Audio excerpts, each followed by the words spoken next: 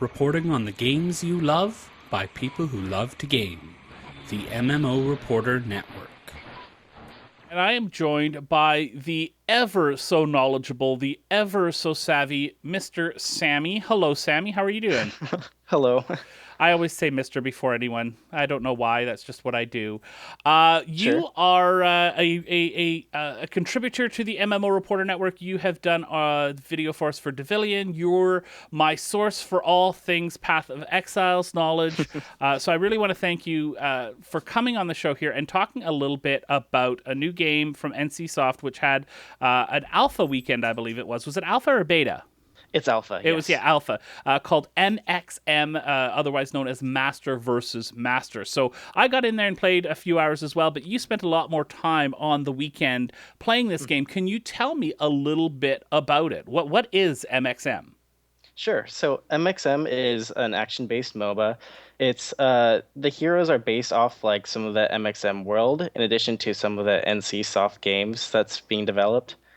So you'll see heroes like Ritlock Brimstone from Guild Wars 2, or even Jin So-young from Aeon. Yeah, and And so Mondo Max from WildStar as well. yes, him too. So it's an action MOBA in the sense that you use WASD keys to move instead of using a point and click system. You auto attack with your left mouse button, and so if you have a sword, for example, you auto attack in like a cone, and if you have a gun, then you auto attack in whatever direction your mouse is facing. You can dodge with right mouse button, and you can jump with the space bar. And of course, you have your ability. So you have Q and E, which are your basic abilities, and you have your R key, which is your ultimate. Okay, so what makes it different from any other MOBA? Because it doesn't sound like when you're describing it, that sounds a little bit like a MOBA, but there's some different parts to it. So it's a lot more actiony with more dodging and jumping involved. When you select a hero, you actually select two heroes, and they all have like their own abilities that you can choose from. Out of the four abilities, you choose two of them per each hero. And when you're in combat, you actually switch. You're able to switch between the two, so you can have a hero out, and when you're about to die, switch over to your other hero.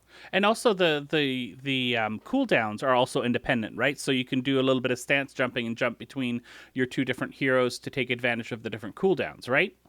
Yes, correct. And there's a resource, there's an ultimate resource. So even though one character has used up all of their ultimate resource, however that many might take, the other hero shares the same amount. So you can't just use your ulti in one hero, switch over to the next hero, and then use their ulti unless you have the correct amount of resource for it. Right, and so you select your two heroes, and then if I remember correctly, you kind of launch into a map. You pick which map you're going to go into, and then you launch in with those two heroes, right? Yes, that is correct. Right. So what other does it have any sort of MMO aspects to it?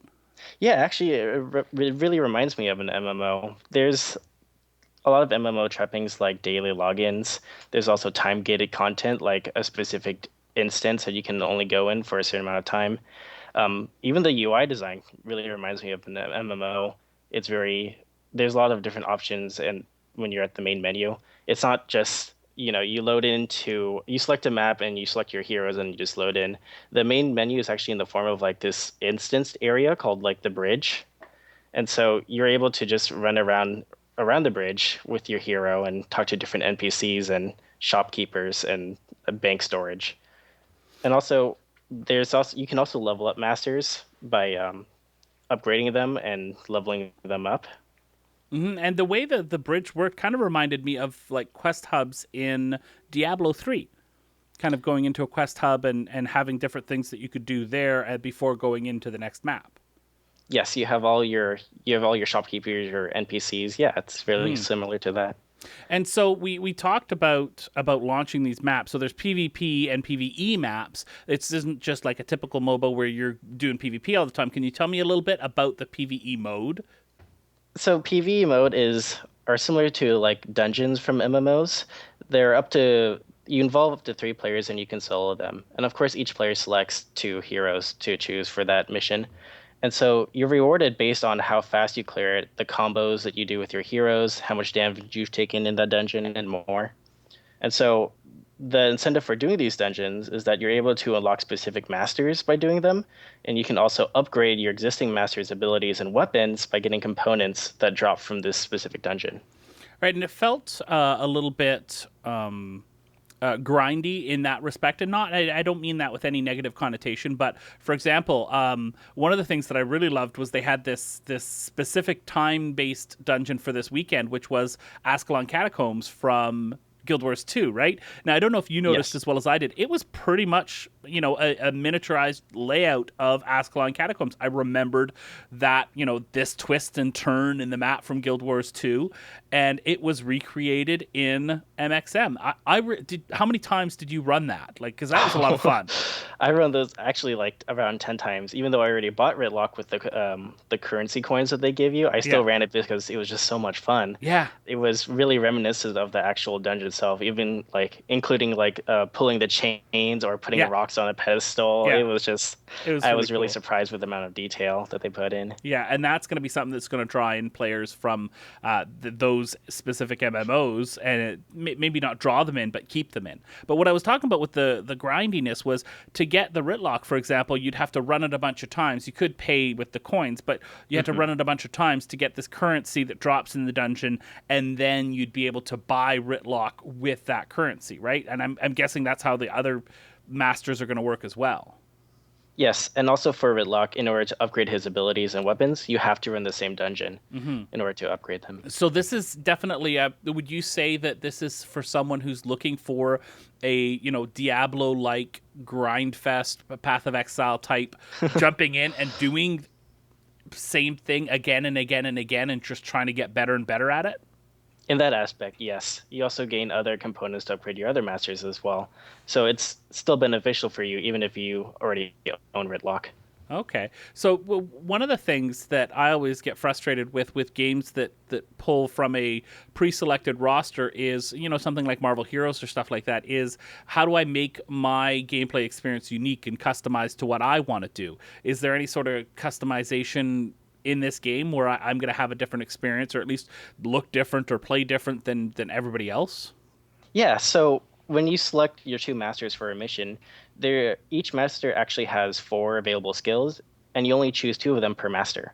And so not only can you choose those skills, you can also upgrade those skills to a certain tier as well. But keep in mind that choosing your weapon and upgrading your skills are strictly limited to PvE. If you go into PvP, for example, you actually are upgrading your skills like in while you're in combat and while you level up. Okay. So aside from that, there are skins. They're very limited right now, aside from Right. one or two characters which have like 8 skins for some reason. Yeah. Well, it's alpha, so stuff like that, it's in development and they're working on stuff. This is pretty early on, so. Yes. Now, what about the PvP mode? Did you get a chance to run any matches against other players? Yeah, I did. They have two PvP modes that I played. One of them was just a 3v3 bloodbath, and it was just a small arena where whoever gets the most kills at the end is the winner. Okay. And then there's a 5v5 map, which is very similar to what most people would recognize as a MOBA map. So there's no items or shop in that map, and the main objective is to push the lanes and to get the enemy's core. And so you kill minions, and of course you kill the other enemy heroes, and they award you points. And after a certain amount of points, you're able to summon a Titan to push mid lane. Okay. Meanwhile, the side lanes have these two shrines that you can collect. And once you collect the shrines, and they actually they spawn these two elite monsters that actually push that lane for you. Oh, cool. Yeah.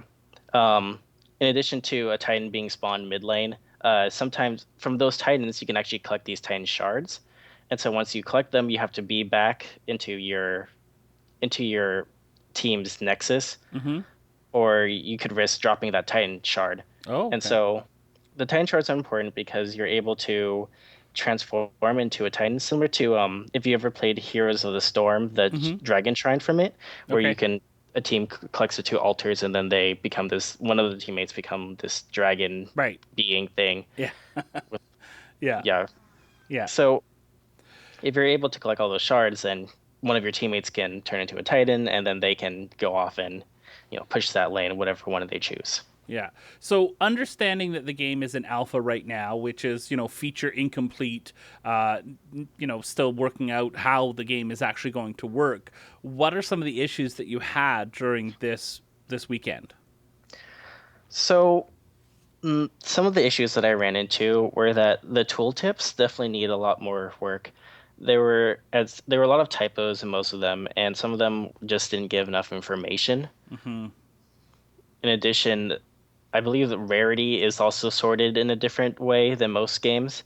It's currently standard, which is less, which leads into superior, which leads into rare, which leads into uncommon, and then finally legendary. I feel like superior and uncommon should actually be Yeah, switched. So it's kind of out of place there. It's almost like you should bump uncommon to below superior, and then just shift superior and rare up, and then you've got standard, uncommon, superior, rare, legendary. yeah, so That's it's silly. just like yeah, it's just I think translation errors or something. Hmm. Um, in terms of gameplay, I believe that supports don't really make a major difference to the team.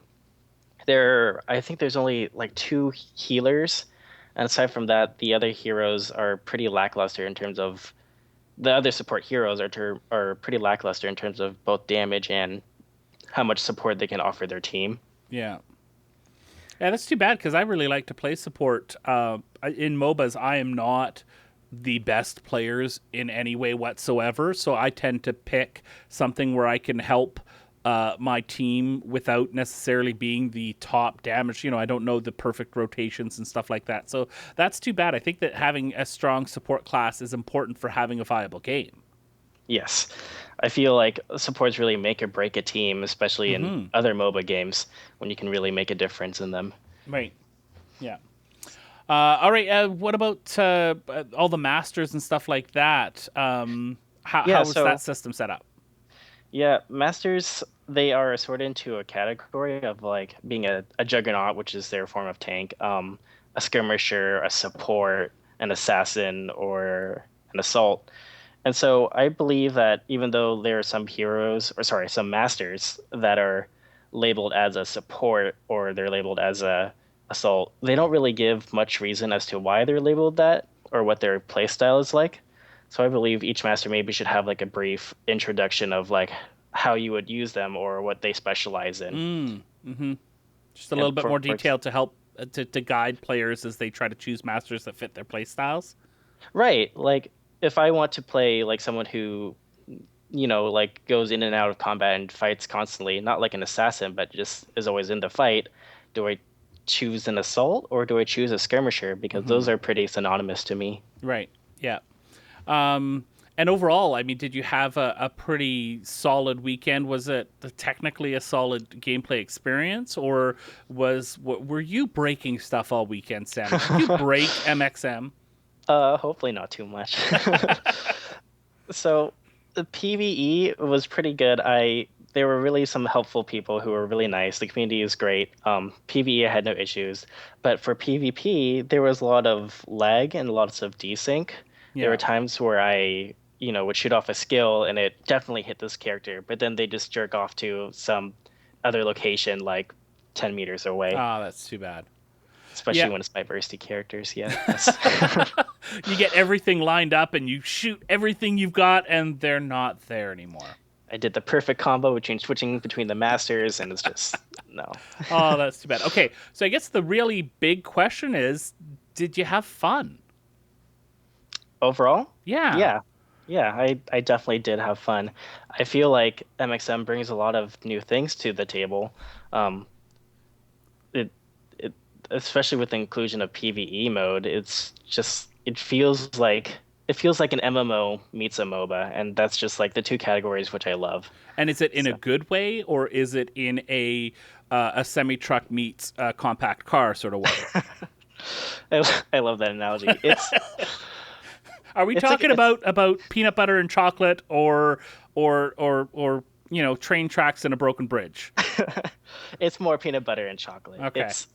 It's a MOBA with MMO aspects and the social aspects, and yes, of course, there's some grind, but I would rather prefer that than pay to win aspects, I guess. So what do you think if players are trying to decide whether or not they're going to get into this game? What are some closest comparisons you can make? I hear some, we talked about MOBAs, so you got Hmm. a little bit of Heroes of the Storm. I think Heroes of the Storm is definitely a comparison for the Masters themselves being pulled from the NCSoft universe, Yes. right?